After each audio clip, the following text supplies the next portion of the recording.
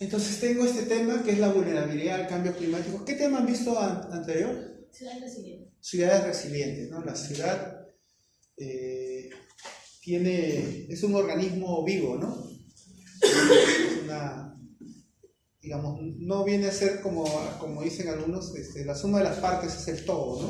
O sea, la suma de las partes son las personas, el transporte, el ambiente físico, todo eso hace un integrado que al final es una entidad viviente, ¿no? Una ciudad tiene pulmones, corazones, vidas, tantas cosas que ocurren en una ciudad en tan poco tiempo, ¿no? Entonces, esa condición de resiliencia o de vulnerabilidad también, ¿no?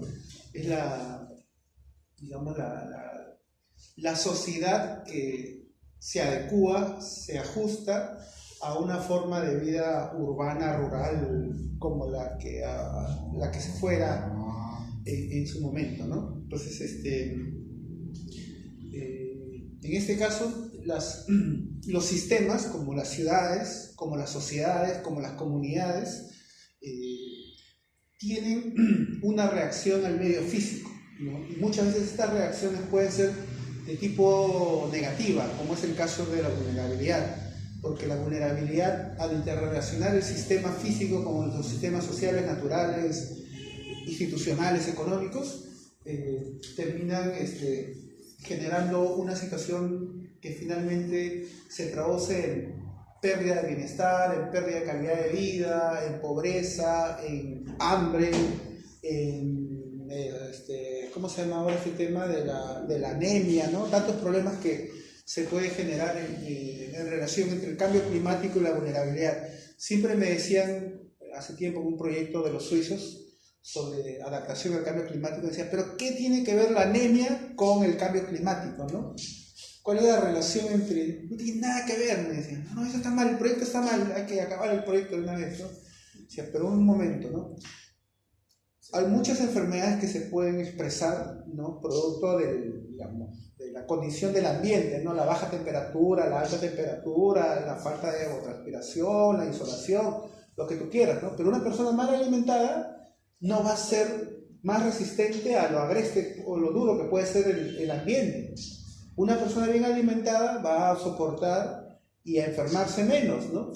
Entonces no cruzaban la relación del estado de salud adecuado producto de una adecuada alimentación versus el desafío que nos genera un entorno agreste, hostil, fuerte, que es vivir en zonas de altitudes elevadas o bajas temperaturas o, ¿no? Una serie de condiciones atípicas para el medio, ¿no?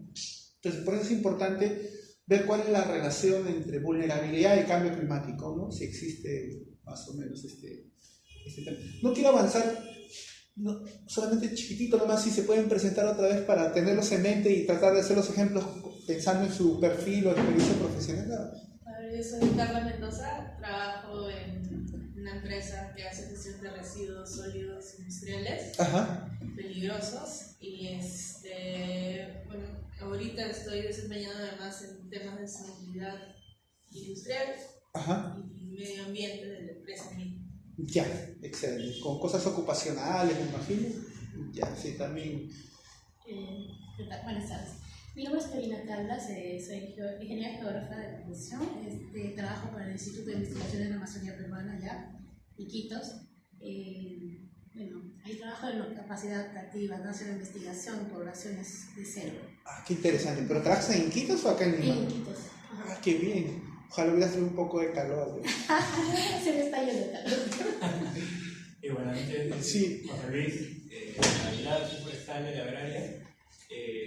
Yo he estado trabajando con la GIZ en temas de trazabilidad de la madera, recuperación de áreas degradadas, en ANPs también con Hernán. Claro. Y bueno, ahora estoy haciendo consultoría, ¿no? Independiente con INAI y otros. Ah, excelente. Estamos en el rubro de las consultorías, entonces. Mi nombre es Nadia Pérez, soy bióloga, trabajo como asesora científica en una empresa comercial y también soy consultora para la implementación de una de las NDCs para el cambio climático. Ah, excelente, excelente. Yo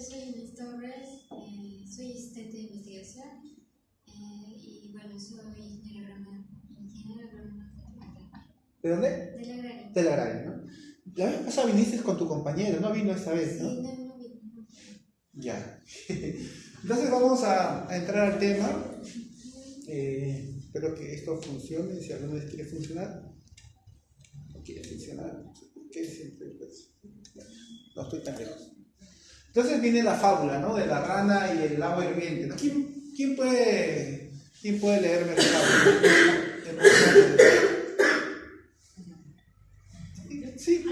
¿Lo leo? Sí, hemos hablado. La fábula de la rana y el agua hirviendo. Si echamos una rana en una olla con agua hirviendo, a veces dicen agua muy caliente, esta salta inmediatamente hacia afuera y consigue escapar. En cambio, si ponemos una olla en agua fría, a veces dice temperatura ambiente, y echamos una rana, esta se queda quieta, se queda tan tranquila. Y si a continuación empezamos a calentar el agua poco a poco, la rana no reacciona, sino que se va acomodando a la temperatura hasta que pierde el sentido y finalmente morir achicharrada. De las preguntas. Vulnerabilidad y adaptación a los eventos extremos. Vulnerabilidad y adaptación al cambio gradual del clima. Ya, claro. ¿Cómo nos adaptamos, no? ¿Cómo nos adaptamos? O sea, si nos metemos al agua caliente vamos a salir volando, ¿no? Porque eso es lo que nos produce las sequías, las golpes de olas de calor, las bajas temperaturas, ¿no? Nos golpean tanto que nosotros confrontamos, ¿no? O si no podemos confrontar, huimos en todo caso, ¿no? Pero cómo se comporta el clima en el tiempo, en un mediano y largo plazo, nosotros podemos ir ajustando, adaptándonos, adecuándonos. Tú me imagino del calor que hace en Quito, vienes acá y ahí te vas adecuando un poquito, ¿no? Y después ya te puedes ir ahora ya ¿cómo se llama? Puno. Pues te das de la Iquitos a Puno, quedas fuera de juego al menos una semana, ¿no? Puedes ir adecuándote a la gradualidad que genera el cambio climático, porque el cambio climático no es súbito, ¿no? Estamos hablando, por ejemplo, dentro del cambio climático, al calentamiento global. Yo siempre pienso, ¿cuándo vendrá el calentamiento global por acá, no? Quisiéramos un poco más de calentamiento, ¿no? El famoso... Pero claro, eso está en el promedio de la estadística, ¿cierto? De los 300 años y el grado que vendrá. Claro, hará más calor cuando hace en el verano y esperamos que en invierno no sea tan frío y tan crudo como ahora, ¿no? Entonces tiene sus implicancias, ¿no? ¿Ya? Entonces es importante porque en toda la teoría de esto, del tema de la adaptación, de vulnerabilidad, hay un tema con los eventos extremos, ¿no? Es bien difícil adaptarse a un evento extremo, ¿no? ¿Quién se adapta a un huracán? ¿Quién se adapta a una ola de calor? Es más duro hacerlo, ¿no? Entonces, en ese contexto, el aporte de la GIZ sobre el tema de vulnerabilidad asociado con los aspectos de cambio climático van a plantear, digamos, una forma de concebir el tema de vulnerabilidad, porque la vulnerabilidad hay que operacionalizarla, entenderla y evaluarla, ¿no? Hay que ver cómo vamos en términos prácticos, en el caso de la agraria, del CERNAM o de las empresas en las que están ustedes, cómo podrían aproximarse a un análisis o una evaluación de vulnerabilidad en los términos, en contexto de cambio climático, ¿no? En ese sentido. Entonces acá, en esta presentación se abordan estos 4 tópicos, ¿no? La vulnerabilidad del cambio climático, cómo se asocia el concepto de vulnerabilidad a otros elementos, porque a veces es un poco confuso, ¿no? Uno tiene cambio climático y ha escuchado de gestión del riesgo de desastre, ¿no? Entonces parecen dos comunidades así medio alejadas, pero una empieza a tomar de la otra y se retroalimentan y se hacen más fuertes entre una y otra, ¿no? Porque el cambio climático es un enfoque más longitudinal, que puede agarrar 100, 200, 300 años haciendo modelamientos, y la gestión del riesgo trabajar en el corto plazo, en los trimestres, en el año, ¿no? Tiene un alcance de corto, mediano plazo, y el otro tiene un alcance de mediano, largo y muy largo plazo, ¿no? Entonces ambas cosas se pueden complementar perfectamente, ¿no? Entonces una vinculación, una retroalimentación, sinergia positiva. ¿Cómo vamos a enfocar una aproximación a la evaluación de la vulnerabilidad y cuál serían estas pautas o lineamientos que podría incorporarse el tema de vulnerabilidad, de evaluación de la vulnerabilidad, ¿no? Pensando en el cambio climático, ¿no? No sé, la pila está muerto, no hice nada para merecer esto, pero me gusta la tecnología, pero como no me ayuda, ya.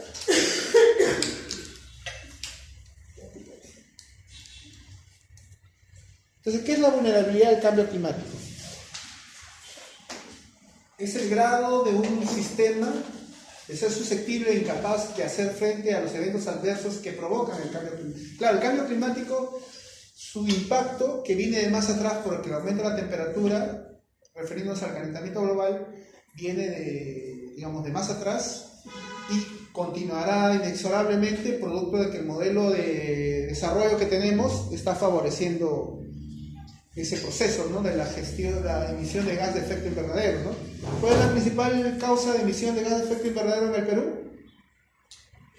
El cambio de uso del suelo. El cambio de uso de suelo, ¿no? Entonces ese tiene un impacto en los procesos de emisiones y que de todas maneras nos va a llevar a ese destino, ¿no? Salvo que se tomen medidas más fuertes de las que estamos teniendo ahora, pero con el tráfico ilegal de la tala ya no quiero hablar en la gestión anterior se hablaba hasta de congresistas que estaban metidos en ese negocio, ¿no? El negocio oscuro del mercado negro, ¿no? Entonces la vulnerabilidad asociada a estos efectos adversos que genera el cambio climático, que hemos dicho que en términos longitudinales es un promedio estadístico que va así, pero uno lo proyecta, ¿no?, como una tendencia en el muy largo plazo, pero que viene detrás. También tenemos, digamos, esta condición del tiempo, que es muy variable, ¿no?, y que a veces estamos en calor, en frío, y a veces permanentemente el frío está bajando, pero también a veces son eventos que superan los promedios, en momentos muy específicos, superan los promedios y que se pueden ser considerados como eventos extremos, ¿no?, como una lluvia extrema. Por ejemplo, en Iquitos el año 2012, si no me equivoco, hubieron lluvias intensas y se generaron inundaciones importantes mayores a los últimos 50 años, ¿no? En el Cusco igual en el año 2010, ¿qué pasó en el Cusco el año 2010? También vieron lluvias extremas y generaron inundaciones importantes. No son eventos que, digamos, son lluvias. La lluvia es un evento totalmente natural, pero su indicador supera el promedio estadístico que normalmente se conoce para ese tipo de eventos, ¿no? Y la vulnerabilidad siempre es la forma en la cual se es más sensible ante ese tipo de eventos. Por ejemplo, en Iquitos, que llueva y que inunde o que haga calor, ustedes se frotan la mano, ¿no? Acá en Lima llueve un poquito y ya tenemos toda la calle. ¿Te das cuenta el nivel de susceptibilidad, de sensibilidad frente a las características del comportamiento del evento? La lluvia es la lluvia, pero una cosa es la lluvia de Iquitos y una cosa es la lluvia de Lima, ¿no? Y la capacidad que tenemos frente a esos tipos de lluvias, ¿no? La lluvia de Iquitos, si ocurrió en Lima, simplemente nos desaparece como metrópoli, ¿no? ¿Qué tan resilientes somos como Lima a una lluvia como las lluvias como las de Iquitos, ¿no? No podría concebirse la ciudad como tal, ¿no? En Iquitos, por ejemplo, cuando llueve, los caños, ¿no? Los caños que están destruidos, porque normalmente eso los caños son como ¿cómo se puede decir? Son canales naturales. Iquitos es una isla, entonces llueve, se hace una playa, se inunda todo y todo se circula por los canales naturales que son los caños y van hacia los ríos, ¿no? Pero muchos están cortados producto de las actividades humanas como la pista, los mercados, los residuos sólidos, y ayuda a la inundación, pero igual el calor es tan intenso que un rato estás con el agua hasta acá y a las, no sé, 1, 2 horas, 3 horas ya no hay. Pero está drenando. Está reducido. En partes está hacia el mercado, todo está cerrado, ¿no? Está cortado. Yo tengo fotos terribles de cómo está todo cerrado en determinadas zonas, ¿no? Sí. Entonces, se dan cuenta, ¿no? Entonces, hay que usar, claro, no es lo mismo un friaje en selva que en invierno en Lima, ¿cierto? No, claro que no. No. Ustedes estarían simplemente enfermos con enfermedades respiratorias agudas, porque esto no es para... No, pero no están acostumbrados. Claro. Entonces,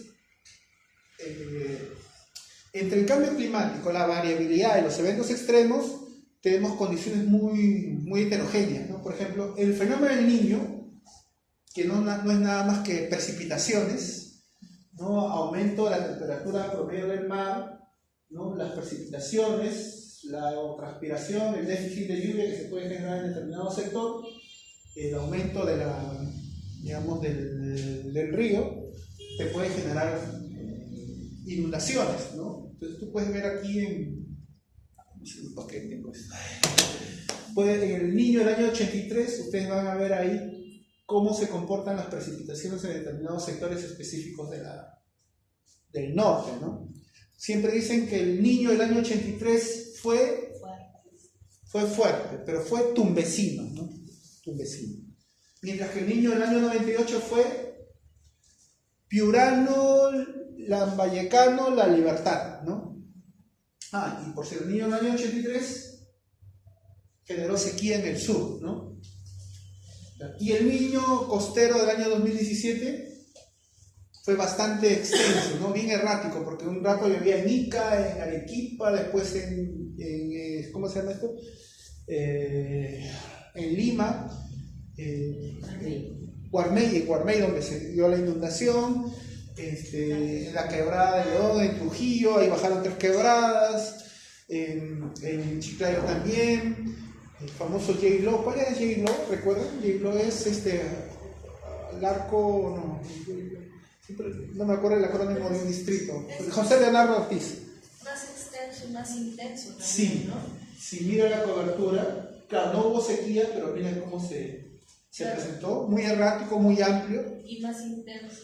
Sí, en menos tiempo, esto empezó en octubre, terminó en mayo, junio, arrancó en febrero y terminó el 15 de marzo, ¿no? Terminó una semana después de que se rompió el dique en Piura, ¿no? Fue bien rápido, o sea, estuvo como jugando de acá para allá, hasta que se concentró acá y ya terminó por 15 de marzo generar todos sus efectos. Esos son eventos extremos, ¿no? Y claro, entonces esa forma de presentarse de manera tan agresiva tiene su correlato, ¿no? Porque estas sociedades no están en capacidad de soportar esa característica natural de los eventos. No hay sistema de drenaje, hay mal manejo de los residuos sólidos,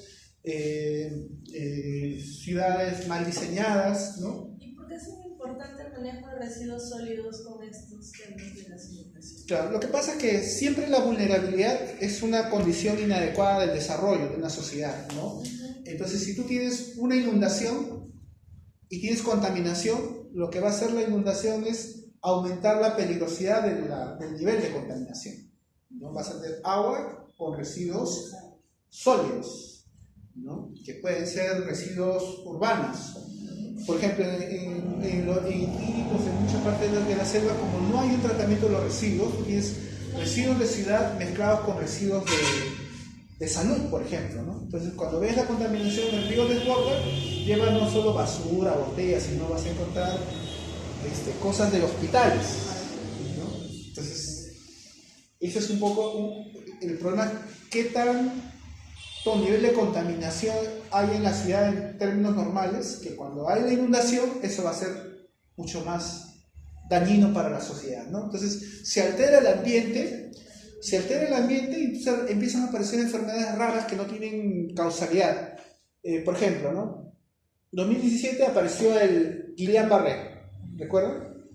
¿Cuál es la causa? Ninguna.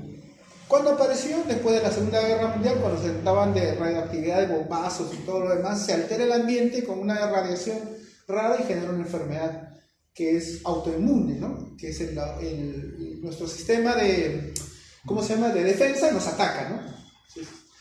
Entonces, claro, ¿qué pasó en el 2017 para que esa epidemia se generara otra vez? Hubo una alteración en el ambiente. Este lugar, yo lo recuerdo, José Leonardo Ortiz, porque es un lugar donde la basura, es una ciudad donde toda la basura está así como, no les importa a nadie, ¿no? Entonces, y generó las inundaciones convivieron bastante con los residuos que ya estaban de por sí, digamos, en el ambiente. Cuando hay residuos sólidos, ¿qué más hay? Vectores, ¿cierto? Uno de ellos es el amigo de Mickey Mouse, ¿no? ¿Qué produce la rata las heces y las orinas de la rata, ¿qué produce? La leptospirosis, que lo conoce muy bien en la selva, ¿cierto? Entonces, claro, tienes la ratita que te orina en las calles y todo lo demás, pero eso no viaja a ningún lado, ¿no? Pero ya cuando es agua y las ratas están orinando, ya eso, digamos, va de manera más... Y tú tienes un contacto con esa agua contaminada que tiene que ser contacto a la piel, o sea, no tienes que tener un corte ni nada, ¿no? O sea, es un contacto directo y tienes leptospirosis. Claro, pero ahora ya sabemos el caso de Iquitos, que hay varios tipos de leptospirosis, ¿no? Entonces, una de ellas siempre es uno más mortal. En la selva hay bastante leptospirosis. Hace poquito hubo una epidemia en el centro de salud de... Ay, no me acuerdo cómo se llama. Moronacocha. Todo el personal de salud está con leptospirosis, ¿no? Sí, porque no tiene un sistema de saneamiento, ¿no? Cada uno, digamos, acumula el agua y lo almacena.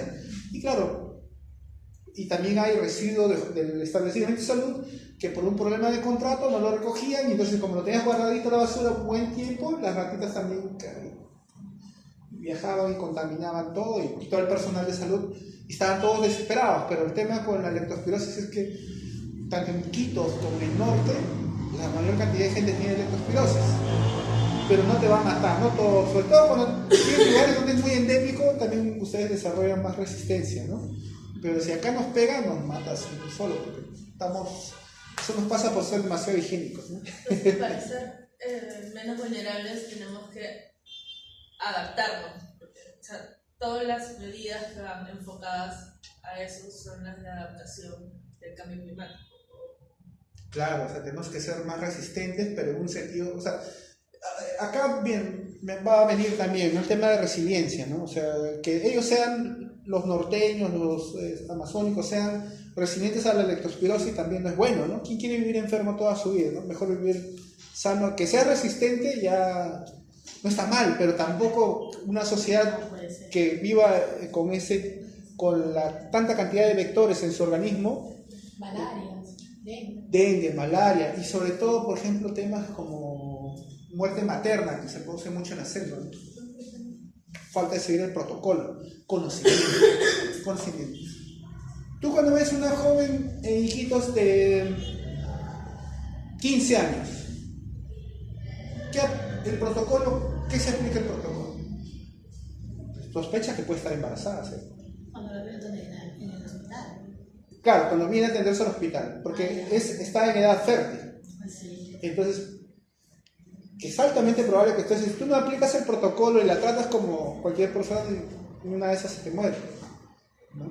Porque su condición de una persona joven, sobre todo si viene del ámbito rural, si está en edad fértil, es que altamente probable que esté embarazada. Entonces tú le aplicas algún suministro de leptospirosis, de dengue, y no tomas en cuenta su condición de embarazo, ¿no? Producto de que está en la edad, la puedes dañar, ¿no? Entonces, vemos que el cambio climático está en nuestro territorio y que está, digamos, acompañado de la alteración del ambiente. O sea, pensar el cambio climático como temperatura, como evotranspiración, no, tienes que pensar. Por eso es importante, por ejemplo, nuestra colega que estaba de la bióloga, ¿no? Porque es importante pensar todo el entorno, el ecosistema como tal, ¿no? En el sentido de que siempre uno piensa en la naturaleza y en los seres vivos, ¿no? Y no piensa en las bacterias, los otros seres que yo no sé cómo... todo lo que está entre nosotros y que nosotros no los vemos, pero que conviven con nosotros, ¿no? Las plagas, las enfermedades, las bacterias. Claro, imagina la cantidad de vectores que hay en la selva, bueno, tú sí imaginas, pero en general, ¿no? O en la sierra también, o acá mismo en la costa, ¿no? Entonces, hay una alteración producto de esta nueva condición que se genera con el cambio climático que digamos, tiene un efecto y un impacto, ¿no? Y claro, a la gente le gusta hablar de esos efectos a nivel del PBI, afecta el 9.5%, más desde el vista económico, ¿no? Pero a nivel de, ¿cómo se dice? ¿Cómo nos adaptamos a nivel de la agricultura, la pesca, la ganadería, el turismo, el transporte, el tema forestal, ¿no? ¿Cuál va a ser su relación, ¿no? Con efectos de... Pero no Mejoraría el turismo en Lima si hubiera un poco más de calor en invierno, ¿no? Mucho frío. Algo del calentamiento debe llegarnos a nosotros. Entonces, vulnerabilidad pensamos como esta condición negativa, ¿no? Que frente a un golpe externo, obviamente eso va a generar un daño, ¿no? Una pérdida. Esa condición latente, desfavorable de un sistema, de una sociedad, obviamente las personas somos vulnerables, los servicios son vulnerables, las actividades económicas productivas también son vulnerables, ¿no? O sea, todo el sistema social en su componente político, económico, institucional, natural, puede tener efectos del cambio climático, ¿no? Pero para entender vulnerabilidad, en este modelo explicativo lo establecen como estos 4 componentes, ¿no? Hablan de exposición, sensibilidad, impacto potencial y capacidad de adaptación, ¿no? Entonces, exposición y sensibilidad, digamos que es la conjunción de estos dos, en realidad estás hablando del impacto potencial, ¿no? ¿Qué efecto va a tener sobre la vulnerabilidad? Y más bien la capacidad de adaptación es más la respuesta del sistema entre los estímulos de posible impacto, ¿no? Porque esta capacidad es el que se va a resistir, a escapar o a adecuar, a ajustar frente a los estímulos que reciba del ambiente, ¿no? Entonces, vamos a ver cómo la exposición y sensibilidad va a generar un efecto en relación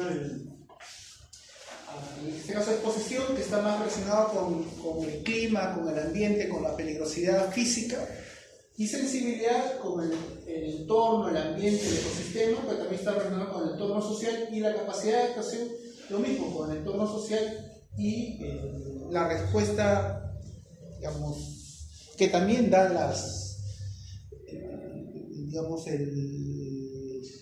el ambiente, la naturaleza, los aspectos físicos frente a este efecto adverso, este shock externo que recibimos producto del cambio climático, ¿no? Por ejemplo, ¿qué pasa cuando el ambiente se enfría? Pues los pajaritos se irán a buscar otro lugar, ¿no? O sea, nadie se queda, no son tan bobos como nosotros que se quedan aquí así todos de frío, ¿no? Son más inteligentes, los insectos harán lo propio, ¿no? Va a haber una respuesta frente al estímulo del ambiente, ¿no? Entonces, el modelo explicativo de vulnerabilidad está pensado siempre tomando en cuenta que no podemos hablar de vulnerabilidad si no estamos hablando de los efectos del cambio climático, ¿no? Entonces, los efectos del cambio climático, bueno, en términos clásicos siempre se habla del aumento del nivel del mar, el aumento de la temperatura, la aparición de eventos extremos como sequías, inundaciones, olas de calor, el retroceso de la capa glaciar, que ahora en la Cordillera Blanca tenemos tantos problemas, ¿no? Pero también vamos a hablar de plagas, enfermedades, bacterias, todo lo que ustedes... Aquí, bueno, esto tiene un sesgo un poco físico, ¿no? Pero en realidad es multidisciplinario, que hay que mirarlo de una visión más transdisciplinaria, ¿no? Incluso el calentamiento global es producto no de amenazas de carácter natural, ¿no? Es bien antrópico, la emisión de gas de efecto invernadero, ¿no? Y la vulnerabilidad, que es el grado de susceptibilidad del sistema, o sea, que es incapaz de tolerar estos efectos, ¿no? Y que, digamos,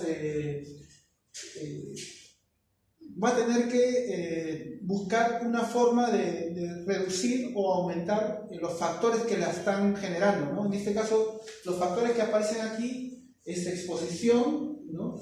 Sensibilidad y capacidad de adaptación, que ya les había comentado. La exposición está muy relacionada con los eventos de la naturaleza, el evento físico, la variación del clima, los eventos adversos, y la sensibilidad es más bien la condición de debilidad relativa que tiene el sistema, el componente del sistema, frente a los estímulos que pueda estar generando el cambio climático.